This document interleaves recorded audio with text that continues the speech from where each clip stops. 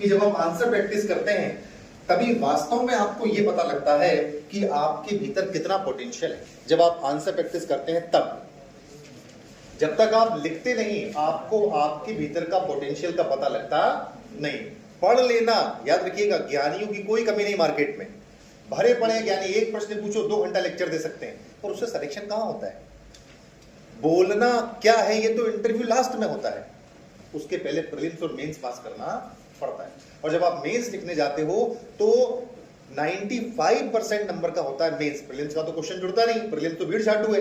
95% number का mains होता है, और आपका संपूर्ण व्यक्तित्व आपका उस कॉपी के माध्यम से एग्जामिनर की आंखों के सामने आ जाता है। संपूर्ण व्यक्तित्व, आप कैसे हो, व्यक्ति, विचार, नैतिकता क्या है क्या नहीं है, संविधान, जो जो आपने पढ़ा है सब उसके सामने आ जाती है। और वो व्यक्ति बहुत अनुभवी है, उसकी उम्र 50-60 साल है और पिछले 30 साल से कॉपी चेक कर रहा है, उससे हम कुछ छुपा, वो तो एक अक्षर देख के समझ जाता है कि बच्चे में कितनी गहराई है, एक अक्षर देख के समझ जाता है, उससे आप कुछ नहीं छुपा सकते। तो छुपाना ही क्यों?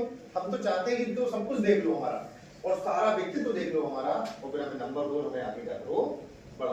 और मैं आपसे एक बात कह दूं, यूपीएससी वालों को स्पेशल इंस्ट्रक्शन होता है। यूपीएससी का जो कॉपी चेक करने वाला है उसको स्पेशल इंस्ट्रक्शन होता है। और क्या कि अगर बच्चा थोड़ा भी दाया बाया हो रहा हो तो नंबर काटना मत, नंबर देना। यानी यूपीएससी का कॉपी चेकर तब तक आपको नंबर देता है जब तक अति ना कर दो आप गलती की, तब तक वो आपको नंबर देता है, क्योंकि उसका उद्देश्य है बच्चे को भीतर लेना इंटरव्यू के लिए, उसका उद्देश्य बाहर करना नहीं है। और वैसे भी जो लोग प्रीलिम्स में पास हो गए उसी में से इंटरव्यू के लिए निकालना है। अब कोई नया तो बाहर से आएगा नहीं। अब प्रीलिम्स में अगर 15,000 लोग पास हो गए हैं और इंटरव्यू के लिए 4,000 लोग चाहिए, तो उन्हीं 15,000 में से 4,000 निकालना ही पड़ेगा हर हाल में, कोई बाहर से तो नहीं आएगा ना। तो फिर ऐसी अवस्था में वो तो नंबर देना चाहता है, जब तक आप कोई बड़ी भारी गलती ना करो वो नंबर काटता। ये मेरी तो बात हुई ना लोगों से जो पीएससी की कॉपी चेक करते हैं, यूपीएससी की कॉपी चेक करते हैं, सबसे बात होती है, कहते सर हम लोग ऐसे ऐसे करते हैं।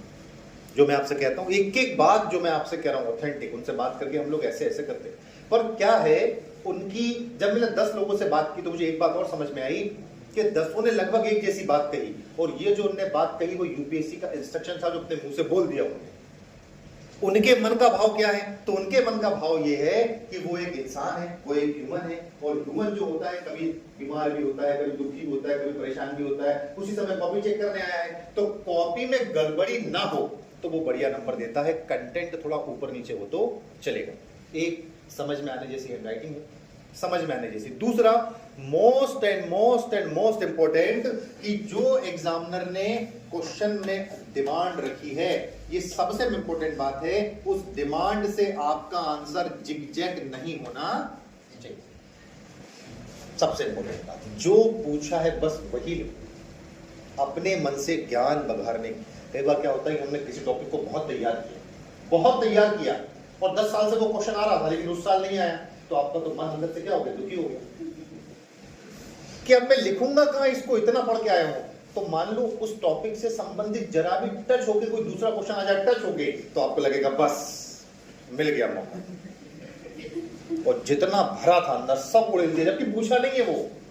और लिख करके एग्जामिनर से कहा कि हमको जो लिखना था हमने लिख लिया, आप अपना उत्तर ढूंढ पाओ इसी में ढूंढ लो।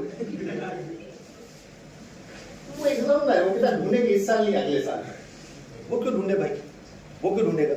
इसीलिए जो पूछा है बस वही क्या करना है, लिखना है। सबसे इंपॉर्टेंट बात यही है, कंटेंट भी आगे पीछे हो तो भी चलेगा, लेकिन जो पूछा यदि आपने वो नहीं लिखा तो आप कितना ही अच्छा लिख के आओ, अच्छे एग्जाम्पल देख के आओ, सुंदर राइटिंग में लिख के आओ, बढ़िया लाइव एग्जाम्पल दो, नंबर आपको मिलेगा।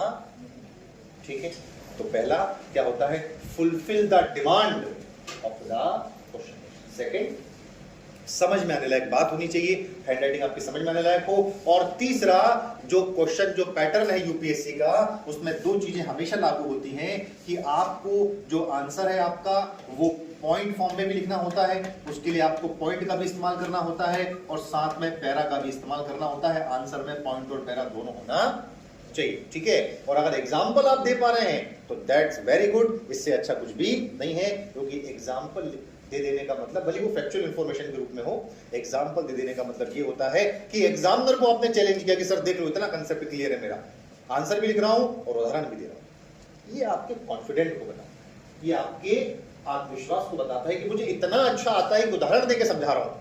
ये बहुत हायर लेवल की बात है। तो उदाहरण आपने दे दिया तो भाई फिर देखिए, फिर वो नंबर आपको देगा ही देगा। ठीक है, बस मामला यहां बिगड़ जाता है कि कोई विषय अच्छा तैयार हो जाता है, कोई विषय अच्छा तैयार नहीं होता। सिलेबस थोड़ा बड़ा है, रिवीजन सबका हो नहीं पाता, आधा जीएस अच्छा तैयार, आधा जीएस अच्छा तैयार नहीं। हमें सबको क्या करना है, बराबर तैयार करना है। ये बात एक चुनौतीपूर्ण है, ये मैं जानता हूं। तो चुनौतीपूर्ण ये नहीं है कि विषय तैयार नहीं होगा, विषय तैयार हो जाएगा, पर सारे विषय एक जैसे तैयार हो जाए, ये मामला जरूर चुनौतीपूर्ण है। इसलिए आपको संभालना पड़ेगा, और जो विषय ज्यादा वीक हो उसको ज्यादा समय देने की जरूरत होती है। समझ गए आप? तो आइए